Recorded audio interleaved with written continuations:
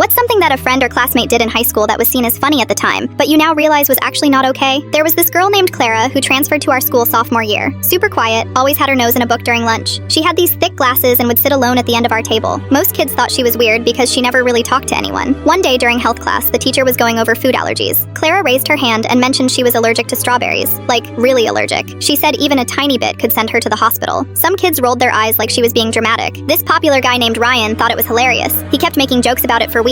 Oh no, better hide the strawberry milk. Stuff like that. His girlfriend Beth would laugh along with him. They thought Clara was just trying to get attention. I remember Ryan daring Beth to test if Clara's allergy was even real. Beth thought it would be this harmless prank. She bought a strawberry granola bar from the vending machine and swapped it with Clara's regular one when she wasn't looking. We all watched from across the cafeteria as Clara unwrapped it during lunch. She was reading some thick book, not really paying attention. Took a huge bite and kept reading. 2 minutes later, Clara started making these weird choking sounds. Her face went bright red, then purple. She dropped her book and grabbed her throat. Then she just fell right off the bench onto the floor. Everyone in the cafeteria went dead silent. Clara was wheezing and gasping like she couldn't breathe. Her lips were turning blue. Some girl screamed for help. Mrs. Williams, the math teacher, came running over. Someone called 911. Clara was making these horrible sounds like she was drowning. Her whole body was shaking. Beth went pale as a ghost and just ran out of the cafeteria. Ryan followed her. The rest of us just stood there watching as the paramedics rushed in. They had to give Clara this shot and put her on oxygen. She was unconscious when they loaded her into the ambulance. The principal made everyone go back to class, but nobody could focus. Clara was in the hospital for 3 days. Her throat had closed up completely. The doctor said if it happened 5 minutes later, she could have died. When word got out about what Beth did, some parents wanted her expelled, but the school just gave her and Ryan a week suspension. Beth posted some notes app apology on Instagram about how sorry she was and how she didn't know it was that serious. Ryan never even got in real trouble. His dad was on the school board. Clara came back 2 weeks later, but she was different. Super jumpy around food, would check every ingredient 3 times.